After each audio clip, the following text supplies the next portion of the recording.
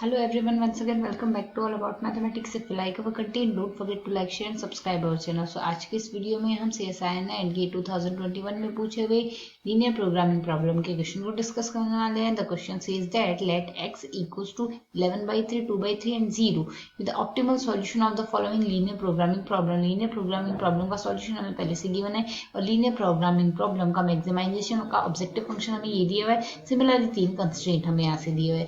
साथ ही हमें यहाँ से गिवन है a and b are the real numbers. यहाँ से हमारे पास a और b कोई भी रियल नंबर आएंगे और y हमें दिया हुआ है p q r. कोई भी ऑप्टिमल सॉल्यूशन गिवन है इसके ड्यूअल प्रॉब्लम का, तो p plus q plus r हमें फाइंड आउट करना है. सो अगर हमें यहाँ से फाइंड आउट करना है तो इस क्वेश्चन को हमें पूरे प्रॉपर वे में सॉल्व ना करके शॉर्टकट वे में सॉल्व करना होगा ताकि यहाँ से इसका हम सॉल्यूशन फाइंड आउट कर सके. सो यहाँ से अगर हम देखें हमें क्वेश्चन के अकॉर्डिंग यहाँ पर क्या गिवन है, x में जो हमारे पास x1 x2 और x3 की जो वैल्यू है वो 0 गिवन है. x3 की वैल्यू डायरेक्टली हमें 0 गिवन है एंड x1 की वैल्यू हमें गिवन है यहाँ से 11/3 होगी एंड x2 की जो वैल्यू हमें गिवन है वो आएगी हमारे पास 2/3. सो अगर हम यहाँ से इस कंस्ट्रेंट्स में इसको पहले हम अगर इक्वेशन में चेंज करें, सो अगर इक्वेशन में चेंज करेंगे सो वैल्यूज हमारे पास क्या लिखी जा सकती है, x3 की वैल्यू तीनों में 0 ले लेंगे. यहाँ भी 0 आ गई हमारे पास, सेकंड कंस्ट्रेंट में भी 0 ले लेते हैं और थर्ड कंस्ट्रेंट में भी x3 की वैल्यू 0 रिप्लेस कर देंगे. सो कंस्ट्रेंट में अगर हम सिलेक्ट वेरिएबल s1 s2 और s3 जोड़ दें, कंस्ट्रेंट क्या बन जाएंगे 2x1 plus 4x2 plus s1 equals to आ गया हमारे पास 10.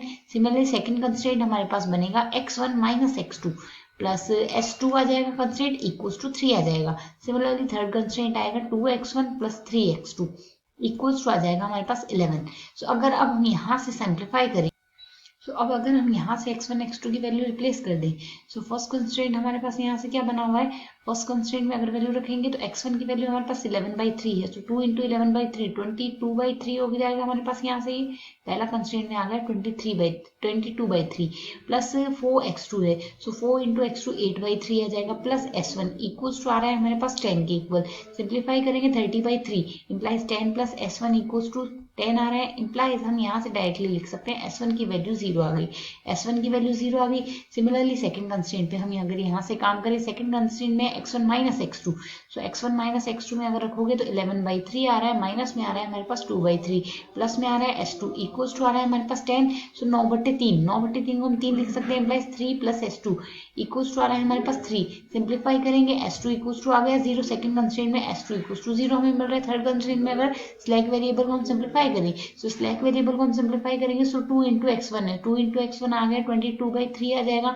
नेक्स्ट में आएगा प्लस ऑफ 3x2, सो 3 से मल्टीप्लाई करेंगे तो वैल्यू क्या आएगी 6/3 इक्वल्स टू आएगा. प्लस में हम यहाँ से s3 और लिखेंगे, इसमें हम s3 ऐड कर रहे हैं.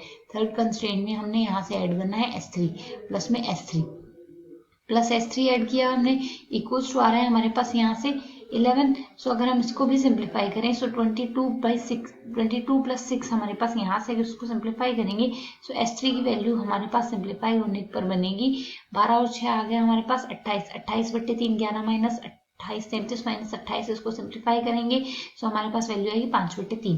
s3 की वैल्यू आ गई 5/3. s1 s2 और s3 हमने तीनों फाइंड आउट कर लिए. x1 x2 s3 हमें क्वेश्चन में गिवन है. अब क्वेश्चन के अकॉर्डिंग हमने फाइंड आउट क्या करना है, क्वेश्चन के अकॉर्डिंग हमने फाइंड आउट करना है p1 p2 p3. अब अगर हम यहाँ से इसके लिए ड्यूअल प्रॉब्लम लिखेंगे, लाइक सिंप्लेक्स प्रॉब्लम के लिए सिंप्लेक्स टेबल बनाएंगे.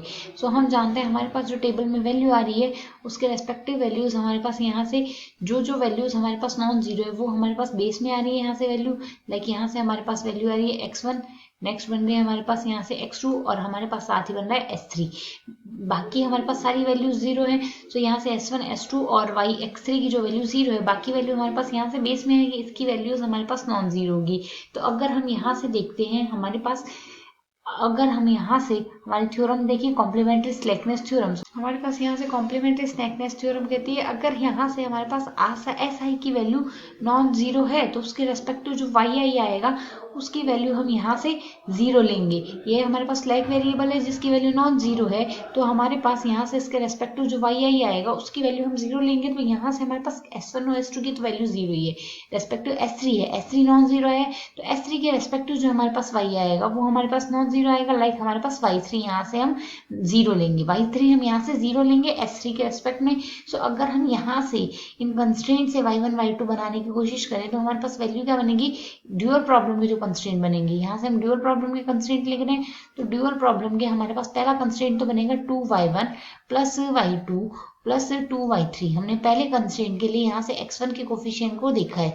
सिमिलरली नेक्स्ट कंस्ट्रेंट बनेगा 4y1 माइनस ऑफ y2 और प्लस ऑफ 3y3, ये बनेगा हमारे पास। यहाँ से हमारे पास अगर इक्वल्स टू कंडीशंस लेंगे तो यहाँ से हमारे पास इसके लिए पहला कंस्ट्रेंट के लिए हमारे पास राइट हैंड साइड में वैल्यू आएगी 4 एंड देन इसके लिए सेकंड में आएगी हमारे पास 1। सो यहाँ से अगर हम वैल्यू सब्स्टिट्यूट करेंगे 4 और 1 हम लिख देंगे। y3 की वैल्यू हमारे पास 0 आई है, सो y3 की वैल्यू 0 की ओर टेंड करेगी, ये वैल्यू डायरेक्टली हम 0 की ओर टेंड करवा सकते हैं। अब दो ही कंस्ट्रेंट बने हैं, दोनों को ऐड कर दें, दोनों इक्वेशंस को ऐड करेंगे 6y1 इक्वल्स टू आ जाएगा हमारे पास 5, इंप्लाइज जो y1 की वैल्यू बन रही है वो हमारे पास आएगी 5/6। अब 5/6 वैल्यू बनी है हमारे पास, सेकंड कंस्ट्रेंट में वैल्यू रख दें। सेकंड इक्वेशन हमारे पास यहाँ से क्या है, y2 इक्वल्स टू आ जाएगा हमारे पास 4y1 माइनस ऑफ 1 आएगा, यहाँ से वैल्यू रखेंगे 4 इंटू y1, 4 5 20, 20/6 माइनस में आएगा 1, सिंप्लीफाई करेंगे 20 में से 6 जाएगा 14 रहेगा, तो 14/6 आ गई हमारे पास वैल्यू। ये वैल्यू आ गई y2 की, y1 की वैल्यू और y2 की वैल्यू दोनों आ गई हमारे पास, और y3 की वैल्यू हमने डायरेक्टली कह दी है जो कि होगी 0 स्लैकनेस थ्योरम से। सो यहाँ से हमें जो सॉल्यूशन दिया गया है, सॉल्यूशन यहाँ से PQR में दिया गया, हमें ये कहा गया y equals to PQR। So P तो वैल्यू आएगी हमारे पास y1 की, Q जो वैल्यू आएगी हमारे पास y2 की, और R जो वैल्यू आ रही है y3 की आ रही है, तीनों की वैल्यू रेस्पेक्टिव आ गई। अब हमने PQR की value P plus Q plus R की वैल्यू निकालनी है। सो यहाँ से P plus Q plus R equals to क्या आ जाएगा, 5/6 प्लस 14/6 प्लस 0 आएगा, सिंप्लीफाई करेंगे वैल्यू आ जाएगी हमारे पास यहाँ से 14 और 5 आ जाएगा 19/6। सो अगर सिंप्लीफाई करेंगे, हमें पॉइंट्स में डिजिट में आंसर निकालना, 19 डिवाइडेड बाई 6 की वैल्यू आ रही है हमारे पास 3.166 अप्रोक्सीमेशन में। सो यहाँ से इस क्वेश्चन का हमारे पास आंसर आ जाएगा 3.166 is the required solution. I hope you understand the explanation. Thanks for watching.